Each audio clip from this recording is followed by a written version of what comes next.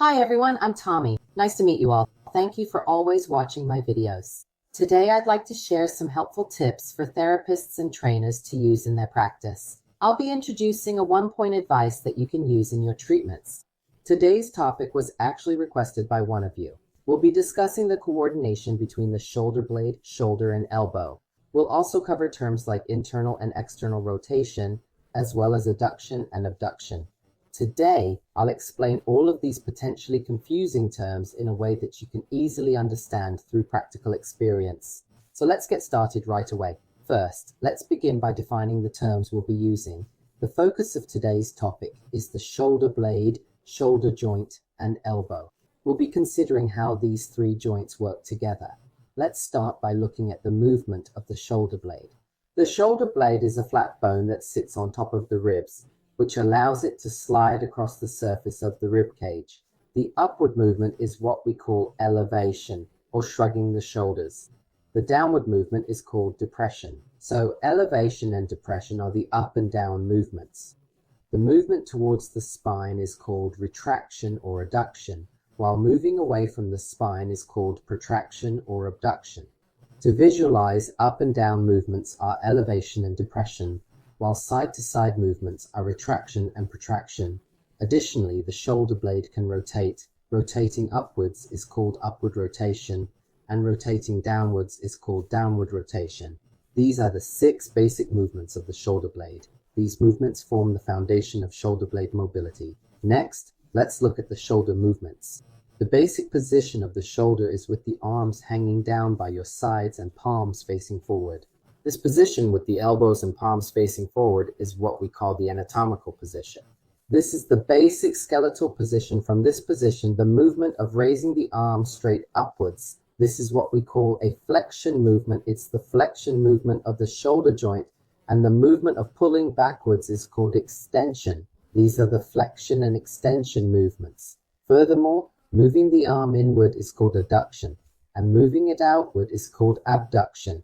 This part is simple and easy to understand. Another pattern of movement can be a bit confusing. That's because the shoulder joint is shaped like what we call a ball and socket joint, so it can rotate. The movement of rotating inward is called internal rotation, and rotating outward is called external rotation. These internal and external rotation movements, for those who are just starting to study this, might be a bit confusing. Remember, the arm rotating inward is internal rotation, and the arm rotating outward is external rotation. Next, let's look at the movements of the elbow. The elbow basically has flexion and extension movements. This is easy to understand. Bending the elbow is flexion, and straightening the elbow is extension. What might be confusing is another pattern of movement. The elbow can also rotate. The movement of rotating inward is called pronation, and rotating outward is called supination. Let's take a closer look at the structure of the elbow. The elbow, you see, is basically composed of 3 bones. It looks like this. The one at the top is the humerus, and below the elbow joint there are the radius and ulna. It's shaped like this. If you have trouble remembering which is which, remember that the thumb side is the radius. The thumb side, yes, the thumb side, think of it as your dad's finger. If you think of your dad's finger as the radius, you shouldn't forget it. The dad's finger side, the thumb side, is the radius, and the pinky side is the ulna. The joint structure of the elbow, the ulna, you see, is directly connected to the humerus, so the part where the humerus and ulna meet cannot perform rotational movements. Basically, the humerus and ulna can only perform bending movements, creating flexion and extension. The part that creates the rotational movement is the radius. Do you see the end of the radius? The end of the radius is rounded in shape. It looks like this. Because of its round shape, it can rotate around the ulna. This is also called a pivot joint. Due to its rounded shape, it can rotate around the ulna. It can rotate like this, and this rotating movement results in the elbow's internal and external rotation. To visualize this in daily life, the elbow's internal rotation, or the inward turning movement, is exactly like turning your palm downwards. So when you're doing desk work, cooking, or playing the piano, all of these involve internal movements within the elbow joint. Conversely, external movement involves rotating outward so your palm faces upward. Therefore, actions like holding a smartphone or a waiter carrying a tray, or any time you're holding something, your elbow is always performing an external rotation. It's good to remember that when you're working, it's an internal movement, and when you're holding objects, it's an external movement. Now that we've covered these basic definitions, let's look at how the different joints work together. Basically, the shoulder joint's internal rotation and the elbow joint's internal rotation occur together as a set. Please try this yourself. If you extend your elbow to a certain degree and try to rotate your shoulder inward, you'll notice that your elbow also turns inward. This demonstrates how the shoulder's internal rotation and elbow's internal rotation work as a set. However, the elbow joint can also move independently, so you can keep your shoulder inward while moving just your elbow outward. This is exactly when the biceps are being used. I encourage everyone to try this movement. You're keeping your shoulder inward while moving your elbow outward, right? You'll notice your biceps becoming more prominent. We can also do this movement in reverse. For example, if you rotate your shoulder outward, your elbow will naturally tend to rotate inward. But remember, the elbow can move independently, so you can rotate your shoulder outward while keeping your elbow inward. By utilizing this coordination of joint structures, we can perform stretching exercises. When you rotate your upper arm outward and your elbow inward, it puts the biceps in a position where they're strongly stretched.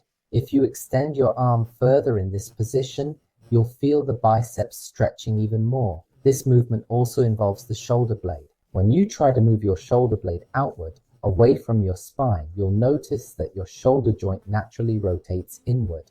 The outward rotation of the shoulder blade and the inward rotation of the shoulder joint happen together. Additionally, the elbow joint moves inward, which is exactly the posture we often see in what's called narcosis or hunched over desk work. So, when you want to improve your posture, you should do the opposite of this movement.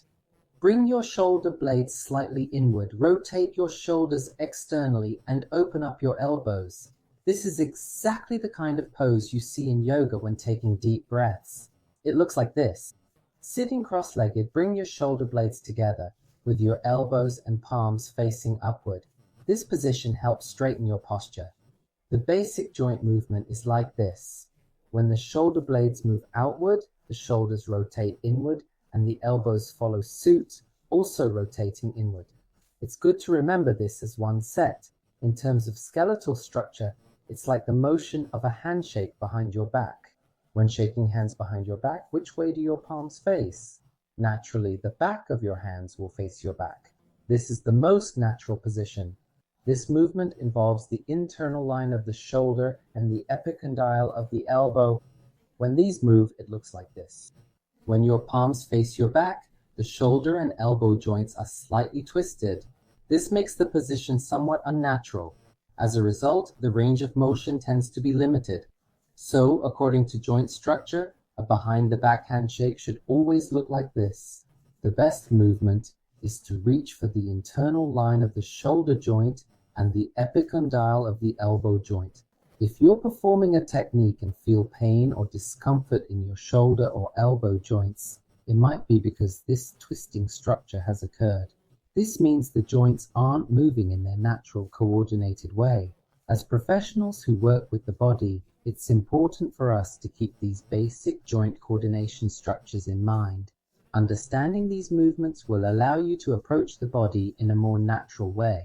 Today's theme was about understanding the definition of terms, so there might have been fewer elements directly related to techniques. Please remember this as foundational knowledge. That's all for today's video. Looking forward to next time. Thank you very much as always.